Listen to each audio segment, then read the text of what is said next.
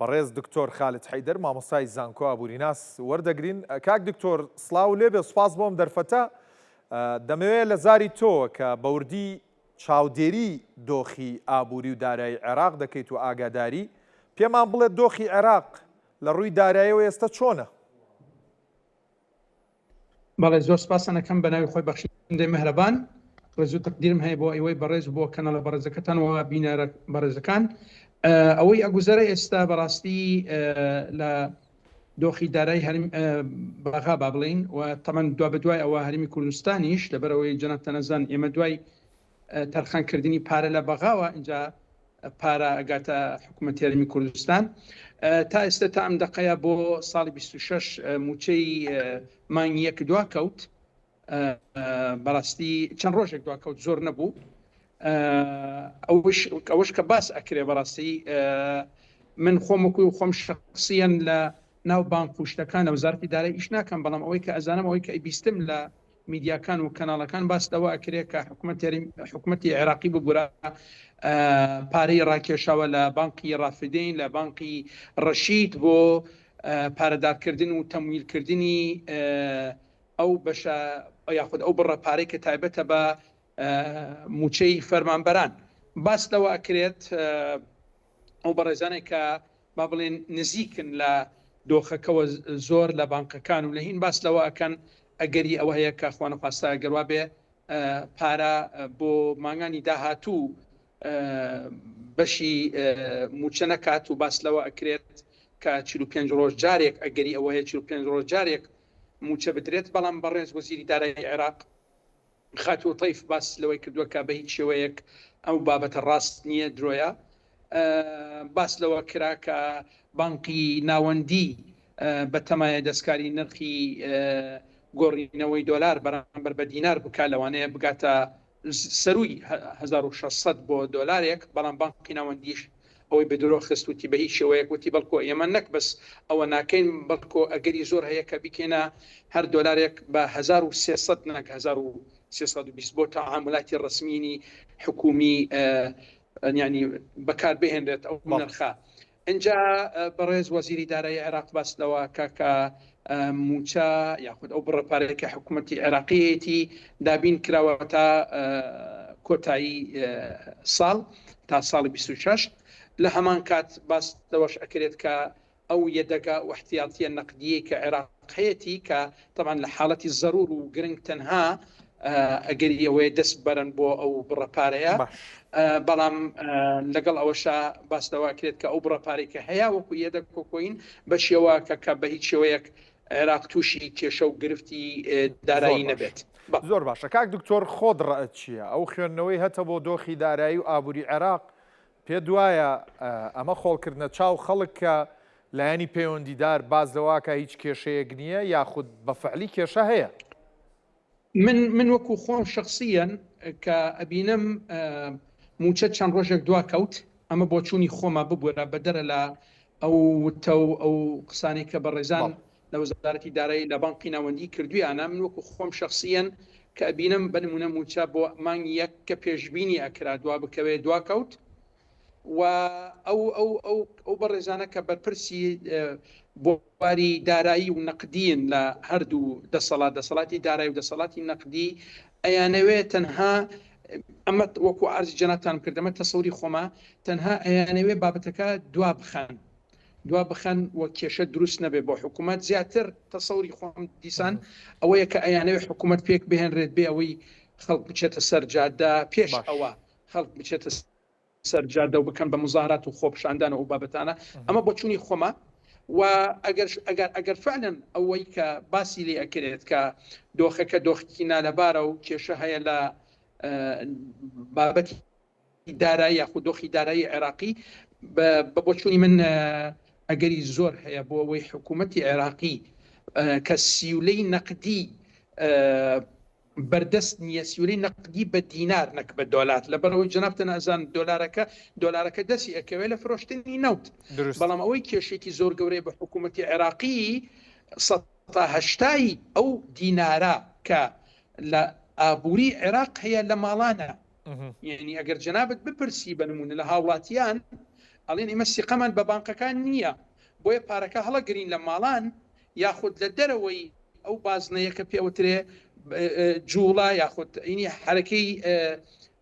نەقد لە ئابووری عێراق، ئەو پارەیە لە دەرەوەی ئەو بازنەیە لە ماڵانە خەڵک کەمتر دەرێنێت تەنها بۆ پێویستی زۆر زەرور و گرنگ دەبرەوەی هەمووان چاوڕێوەکەن کە ئەم دۆخە یەکلا ببێتەوە پێکهێنانی حکوومەتی عێراقی دوای ئەوەی کە حکوومەتی کاربڕێکرد تا ئێستا ئیش و کاروبار بەڕێابات. بابەتی جیۆسیاسیمان هەیە لە ئاستی با بڵێن منطقەی ئەقلیمی ئەوەی کە لە دەوروبەری عێراق، ئێران و سووریا و جنابتەن ئەزانن دکتۆر دواتر من باسێکی دۆخە هەرێمی گیانەکەت لێ یەکەم بەسەر پەیوەست بە ناوخۆی عێراق وەکو ئابووری ناسێک وەک شارەزایەک کە ئاگاداری دۆخی ئابووریت، چارەسەر چییە بۆ عێراق بەر لەوەی ئەو بۆمبەی کە هەر دوا دەخرێت کوتوپڕ دەقێتەوە کە قەیرانی گەورەی داراییە، چارەسەر چییە؟ خۆی ئوستازگیان ئوستاز پشتوانیانی خۆی بابەتەکە چییە؟ بابەتەکە ئەوەیە هەمیشە ئابووری ناسان باس لەوە ئەکەن و پسوارەنانیش لە بوارەکە ئەوانەی کە لە بواری کشت و کاڵ لە بواری پیشە سازین باس لەوە ئەکەن کە عێراق وڵاتێکی زۆر زۆر دەوڵەمەنە بەدەر لە نەوت بە کانزاکان لە بواری کشت و کاڵ لە بواری گەشت و گوزار. یعنی باس لەوە ئەکرێت ئەو پارەیە کە حکوومەتی عێراقی یاخود نەک حکوومەتی عێراقی با بڵێن ئابووری عێراق دەستی ئەکەوێت لە بواری گەشتیاری و بە تایبەت لە گەشتیاری ئاینی، یعنی من شتێکم بیستووە ئەڵێ ئەو پارەیە کە دەستی ئەکەوێت لە ماوەی ساڵێکدا لە بواری گەشتیاری ئاینی بەشی بژێوی ژیانی خەڵکەکە بۆ 5 ساڵ تەسەورکەن جەنابتان، یعنی ساڵێک داهات بۆ 5 ساڵ خەرجی. ئەنجا بزان چەندێک قەبارەکەی زۆرە. بابەتی هینت هەیە بە ڕێز ڕسومی گومرگی تەیە کە ئێستا بەپێی سیستمی ئەسی کۆدا جێبەجێ ئەکرێت و کۆمەڵێک شتی تر کە پارەکە ئیتر لەژێر کۆنتترۆڵی ئەو کەسانەی کە با بڵێن دەستیان گرتبوو بەسەر پارەی با بڵێن دەواازەکان یاخود خاڵە سنووریەکانەوانە ئەوانە هەمووی والیەکە کە داهاتەکە زۆر زۆر بێت جگە لە داهاتی هینت هەیە بەڕێزێت دەوائری حکومیت هەیە، مرورت هەیە، جیاوازاتت هەیە، عقاراتت هەیە، کۆمەڵێک شوێنی تر هەیە کە داهاتی نانەوتی و ئەگەر فعلا کۆنتترۆل بکرێت و بخرێتە تۆمارێکی ڕسمی حکومی بە تاکید ئەو بڕەپارەیە زۆر زیاترە بێت لەوەی کە ئێستا هەیە. مەبەستم چییە؟ مەبەستم ئەوەیە کە ئێمە جەنابتان فەرمووتان چی بکرێت؟ چی بکرێت؟ ئەوەیە کە ئێمە پشت نەبەستین بە نەوت یعنی پشت دەبەستی بە دۆلارەکەش ئەبینی جەنابەت هەمیشە سەرۆکی ویلایەتە یەکگرتووەکانی ئەمریکا باستەواکە ئەگەر عێراق وا بکە ئێمە وای لەگەڵاکەین، ئەگەر عێراق وانەکە نەزم کۆمەڵێک شت هەیە جگە لەوەی کە بابەتی سیاسی جگە لەوە نرخی نەوتت هەیە کە عێراق ئەخاتە چوارچێوەیەکی زۆر تەسکدا و وای لەیەکە کە نەتوانێت بجوڵێ بە ئاسایی. طبعاً ئەمەش ئەگەڕێتەوە بۆ کۆمەڵێک هۆکارەوەیە کە حکوومات ئەو حکووماتانەی کە هاوکاری عێراقن یاخود ئەیانەوێ عێراق سەر بکەوێت فعلا حقیقەتەن لە وڵاتە پێشکەوتوەکان ئەبینن ئەو گەندەڵیەی کە لە عێراق هەیە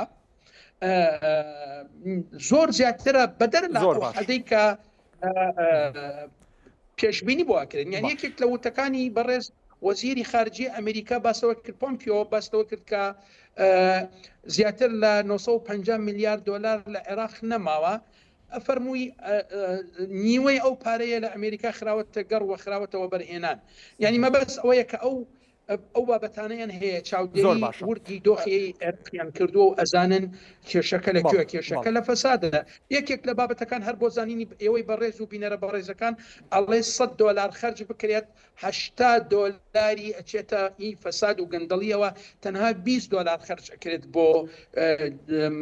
ئامانجی مەبەست یاخود ئەو زۆر باش ڕوونەکە بۆی دانراوە. کاک دکتۆر پۆینتەکەت زۆر بەڕوونی گەیاند، بەڵام هەر پەیوەست بەم خاڵی تۆوە سەرۆکۆزیران محەممەد شیع سوودانی زۆر لە لێدوانەکان لە کۆبوونەوەکانی ئەنجومەنی ئابووری و هەروەها لە کۆبوونەوەکانی ئەنجومەنی وەزیرانی عێراق بە بەردەوامی باز لە تەعزیمی ئیراداتەکە و کەمکردنەوە و تەرشیدی خەرجی دەکا. ئایا ئەم هەنگاو بۆ عێراق ئاسانە؟ بگورە پێش ئەوەی پرسیارەکە بکەیت جەنابەت، ئەمڕۆ بیستم و خوێندمەوە ئەڵێ کۆمەڵێک ڕاوێژکاری خۆی هەیە، گرێبەستەکانی کۆتایی پێهێناوە ڕاوێژکارەکانی خۆی کۆتایی هێناوە بە گرێبەستەکانی ئەوان و هەر کەسێک نردوێتەوە هەر کەسێکی نردوێتەوە بۆ دائیرەی پێشووی خۆی ئەمە شێکێک لەو بابەتانەیە بەڵێ ببوورە هەر پەیوەست بەو هەنگاوەش کە ناوێتی بۆ بەرزکردنەوە و زیادکردن و تەعزیمی ئیرادە واروەها کەمکردنەوەی خەرجیە ئایا ئەمە بۆ عێراق ئاسان دێتە دی کە بە بەردەوامی سوورن لەسەری ئەمەی جێبەجێ بکەن زۆر بە کورتی وەڵامی پرسیارەکەی جەنابتان بەمەوە بەڵێ ئەگەر کۆنتترۆلی گەندەڵی کرا نەخێر ئەگەر کۆنتترۆلی گەندەڵی نەکرێت نەخێر بە ئاسایی جێبەجێ ناکرێت بەڵێ دۆخی ئابووری جیهان چۆن دەبینی بەدەر لە عێراق ئەوەی کە باز لە ئەو بابەتە جیۆسیاسیانە کە کاریگەری گەورەیان لەسەر گەشەی ئابووری هەبێت سندوقی نەخە زۆر جاوەشداری دەدا خوێندنەوەیەکمان بۆ بکە بۆ دۆخی ئابووری جیهان پێ دوایە ئەو سیستمەی پێشوو وردەوردە بەرەو کۆتایی دێ ڕەنگە سیستمێکی تری ئابووری لە جیهان سەر هەڵبا بە تایبەت ئەم جاریان ئەمریکا سەرکردایەتی نەکا پێ دوایە شتێکی وابێتە پێش وەڵی ئوستازگیان خۆی ئەوەی کە ئەبینڕێتوە ینی با بڵێن هەمووان ئەتوانن زۆر بە ئاسایی بگەنە ئێستا لە ڕێگەی ئینتەرنێتەوە بگەنە ئەو زانیاری کە پێویستەوە پەیوەندیدارە بە پرسیارەکەی جەنابتان دیارە پەیوەندیداران یاخود پسپۆران لە بوارەکە باس لەوە ئەکەن کە تێکڕای گەشەی ئەم ساڵ تا ئێستا تا ئەم دقەیە بە بڵێن